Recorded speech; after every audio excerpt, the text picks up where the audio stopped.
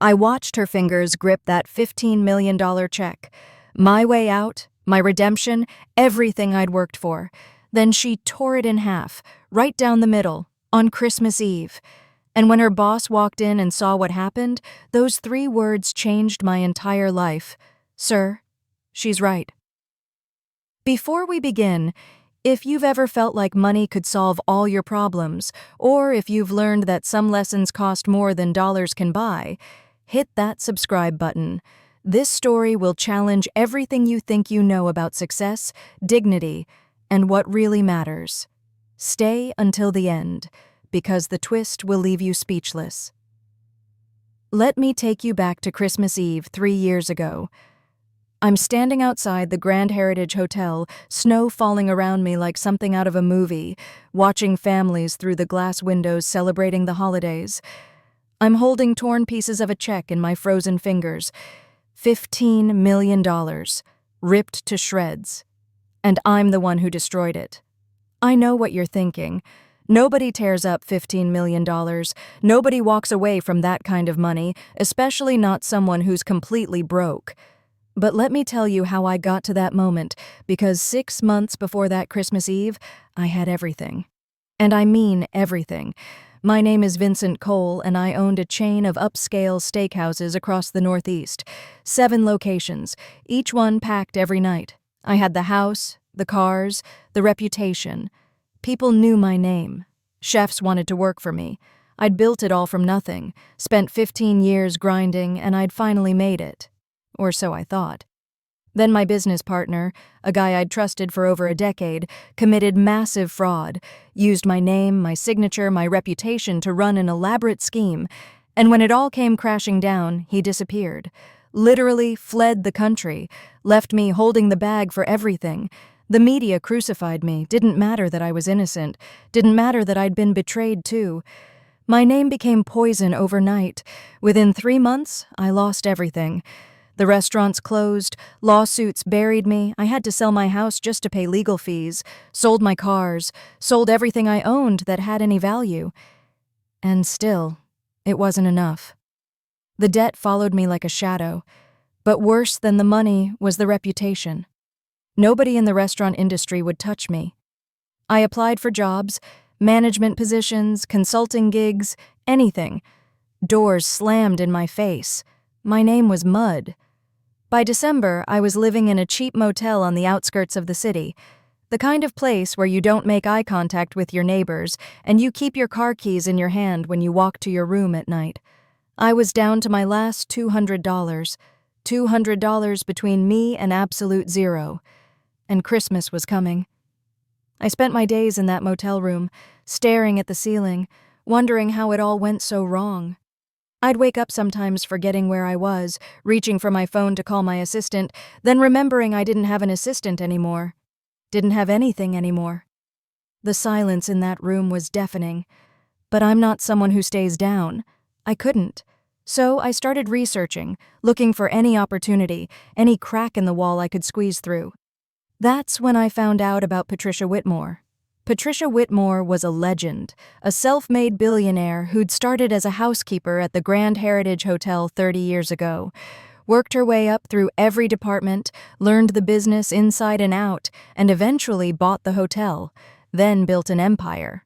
She was particularly known for one thing: she invested in people others had given up on. Second chances were kind of her specialty, and she was hosting a massive Christmas Eve gala at the Grand Heritage Hotel. She'd be there, in person. I know it sounds crazy, but I hatched a plan. I had a business concept for a comeback. A solid plan, actually. I just needed capital, $15 million to be exact. I'd get into that gala, find a way to talk to Patricia Whitmore, and pitch her. It was desperate. It was probably stupid, but it was the only shot I had left. Christmas Eve came. I spent my last $80 on a secondhand tuxedo from a thrift store. It didn't fit quite right, but in dim lighting, it would pass. I ironed it in that motel room, my hands shaking the whole time. This was it. Everything riding on one night. Getting into the Grand Heritage Hotel wasn't easy. Security was tight. But I'd spent 15 years in hospitality. I knew how these places worked. I slipped in through a service entrance, acted like I belonged, and suddenly I was there, in the ballroom. Surrounded by wealth I used to take for granted. The decorations were incredible. 20-foot Christmas tree covered in gold ornaments, ice sculptures, orchestra playing, women in designer gowns, men in custom tuxedos, champagne flowing. It was everything I used to have, everything I'd lost, all shining in my face like a cruel reminder. But I didn't come there to feel sorry for myself. I came there for Patricia Whitmore. I spotted her across the room. She was exactly like her photos, elegant, powerful, commanding respect without saying a word. She wore a deep red gown and was surrounded by people, but there was something about the way she carried herself, like she'd earned every inch of where she stood. I waited, watched, learned her patterns. Finally, around 9 o'clock, she stepped away from the crowd, walking toward a private corridor. This was my chance. My heart was pounding so hard, I thought everyone could hear it. I approached her, introduced myself. "Ms. Whitmore, my name is Vincent Cole. I know you've probably heard of me, and not in a good way, but I'm asking for 5 minutes of your time." She stopped, looked at me, and I saw recognition in her eyes. She knew exactly who I was, knew the scandal, but she didn't walk away. "Go ahead, Mr. Cole." I pitched her right there in that hallway, pulled out my crumpled business plan from my jacket pocket, told her about my concept, my experience, what I could do with the right backing. I stumbled over words. My voice cracked. I sounded desperate because I was desperate, but I gave it everything I had. She listened, really listened. When I finished, she was quiet for a moment. Then she said, "Mr. Cole, I'll consider this. Come to my office at 11 p.m. tonight. We'll talk numbers." I almost collapsed right there. Hope. Real, tangible hope. For the first time in 6 months, I felt like maybe, just maybe, I could claw my way back. I had 2 hours to kill. I wandered the hotel, watching people celebrate Christmas Eve, families laughing together, children excited about Santa coming, couples dancing. It was beautiful and painful at the same time. I thought about my own life, how far I'd fallen, how close I might be to rising again. That's when I noticed her. A young woman, maybe late 20s, wearing the hotel's housekeeping uniform. She was training a new employee, showing them how to properly clean the lobby restrooms. What struck me was how patient she was, how kind. The new person kept making mistakes, and she just smiled and showed them again. Her name tag said Beth. I kept walking, checking my watch every few minutes. 10:15, 10:30, almost time. I started heading toward the executive offices. Then I heard it, loud voices coming from the hotel bar. I should have kept walking, should have ignored it. My meeting with Patricia Whitmore was in 20 minutes, 20 minutes from changing my entire life. But something made me stop. There was a man at the bar, clearly drunk. Expensive suit, Rolex watch, reeking of old money and entitlement. And he was harassing Beth. She was trying to clean near the bar area, and he was dropping cash on the floor. Bills. Making her bend over to pick them up while he laughed. Calling her names, mocking her. "Come on, sweetheart, you work for tips, right? Work for it. Bend over again." Other staff members were watching, frozen. The bartender looked uncomfortable but didn't intervene. I found out later this guest was the heir to a shipping fortune, a VIP who spent millions at the hotel every year. Nobody wanted to confront him. Beth's face was red, not from embarrassment, from anger. But she needed this job. You could see it in her eyes. She was swallowing her dignity, picking up his money because she couldn't afford not to, and something inside me snapped. I looked at my watch. 10:40. 20 minutes until my meeting. 20 minutes until $15 million and my entire future. All I had to do was walk away. Mind my business. Let hotel security handle it eventually. But I couldn't. I don't know if it was because I'd lost everything and had nothing left to lose, or if it was because somewhere in the past 6 months of hell I'd remembered what actually mattered, but I couldn't walk away. I stepped in. "That's enough." The drunk guest turned to me. "Who the hell are you?" "Someone who's asking you to stop." He laughed, picked up his drink and threw it at me. Scotch, all over my second-hand tuxedo. The only decent thing I owned. Then he started yelling, making a scene. Security came running. The next few minutes were chaos. The guest was screaming about suing the hotel, threatening to pull all his investments, demanding I be arrested. I tried to explain I was just stopping harassment, but security was already escorting me toward the exit. Beth was protesting. "He was helping me. He didn't do anything wrong." But nobody was listening. I looked at my watch as they pushed me toward the door. 10:58, 2 minutes until my meeting. 2 minutes until everything I'd worked for. "Please," I said to security. "I have a meeting with Ms. Whitmore. Please just let me explain." They didn't care. I was thrown out into the cold Christmas Eve night, literally thrown out. I landed on the sidewalk, my tuxedo ruined, my papers scattered in the snow. The doors closed behind me. I sat there on the cold pavement, watching the clock on my phone tick past 11, past 11:15, past 11:30. My meeting was gone. My chance was gone. Everything was gone. Again. I gathered my soggy papers and started walking. Didn't even know where I was going. Just away. The snow was falling harder now. My tuxedo was soaked through. I was freezing. And I was done. Completely done.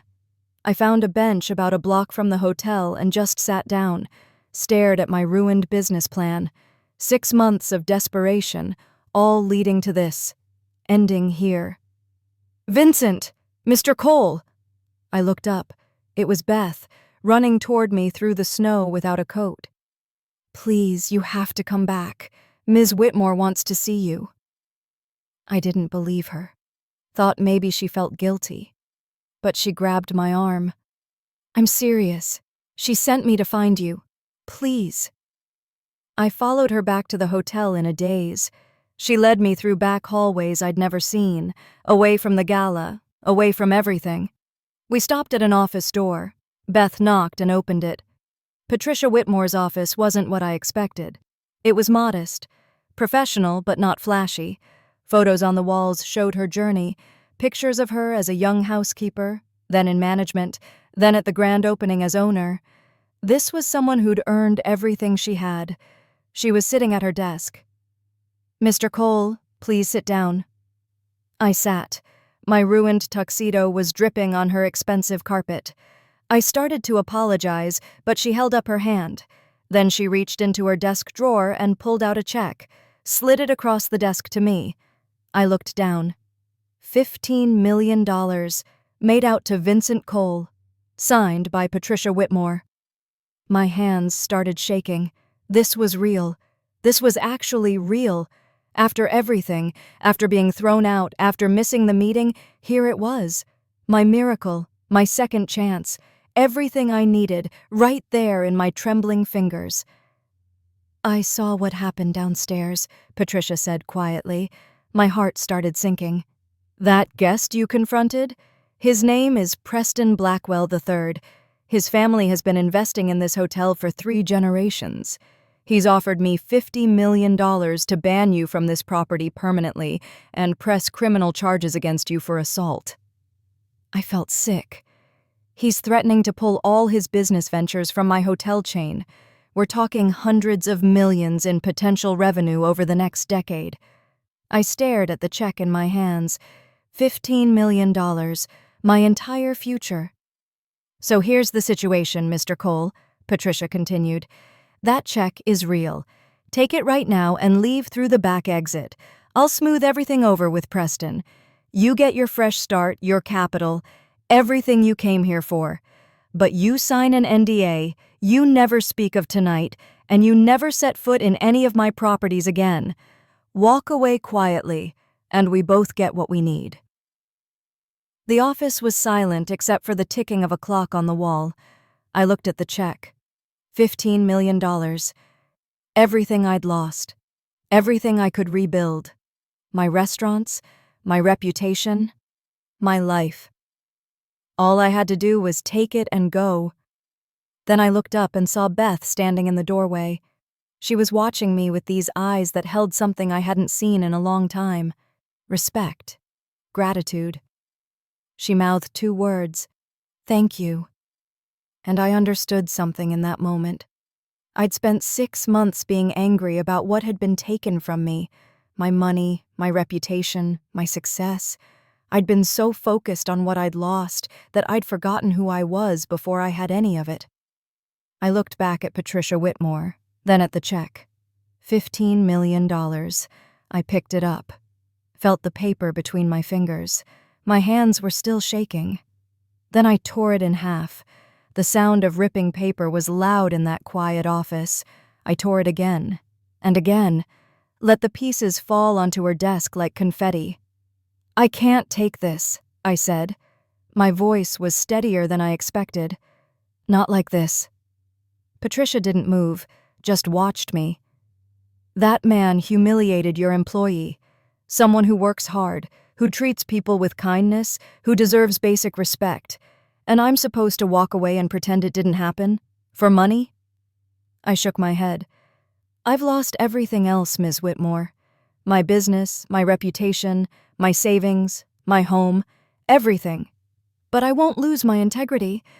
That's the only thing I have left that's actually worth anything. I stood up. I hope you do the right thing with Preston Blackwell.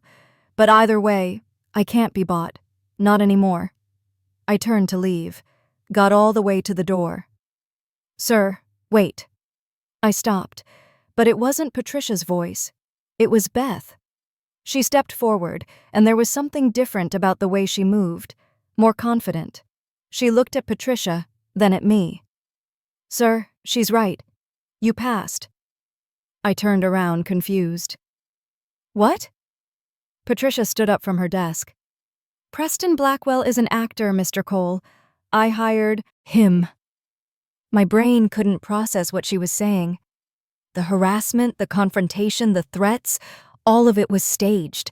I do this with every potential business partner I'm serious about. I don't invest in business plans, Mr. Cole.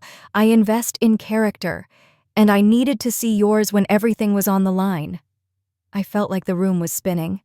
I needed to see what you would do when you could save yourself by doing nothing, or lose everything by doing what's right, when your entire future depended on walking away from someone else's problem. She walked around her desk. You didn't just defend Beth. You sacrificed your second chance for a stranger's dignity. That told me everything I needed to know. She reached into her desk and pulled out another check. This one was for $20 million.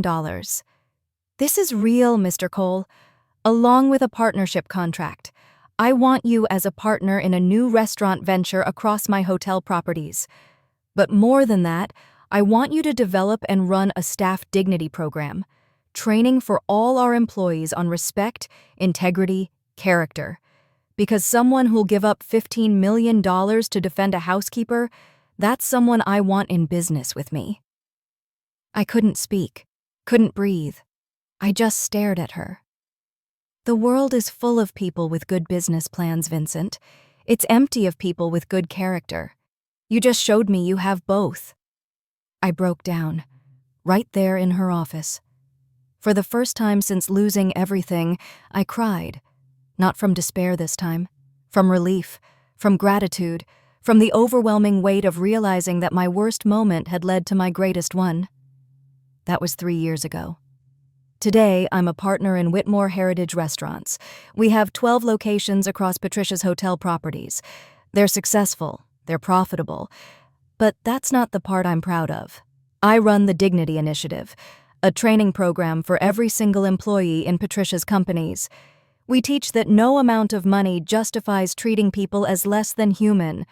That integrity isn't something you practice when it's convenient. It's what you hold on to, especially when it costs you everything. Beth. She's now the director of guest relations for the entire hotel chain. She trains other employees just like she was training that new person the night we met. With patience, with kindness, with dignity. I learned something that Christmas Eve that I want you to understand. When you lose everything, and I mean everything, you discover what you're really made of. The money, the status, the reputation, all of that can be taken away in an instant. But who you are when you have nothing left? That's the only wealth that matters. That's the only thing they can't take from you.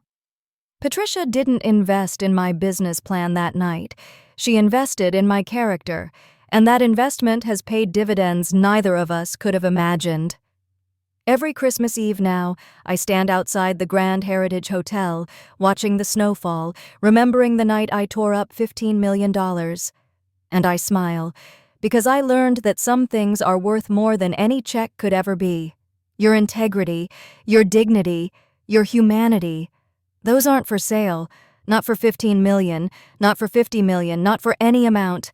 And once you understand that, once you really internalize it, you become richer than you ever dreamed possible. If this story moved you, if it reminded you that character matters more than cash, I need you to do 3 things right now. First, hit that like button. It helps this message reach people who need to hear it. Second, subscribe and turn on notifications, because I share real stories about real choices that change lives. And third, this is the most important one, share this video with someone who's going through a tough time. Someone who thinks money is the answer. Someone who needs to remember that integrity is the only wealth that can't be taken from you. Drop a comment below. What would you have done with that $15 million check? Be honest. I'll be reading every single one.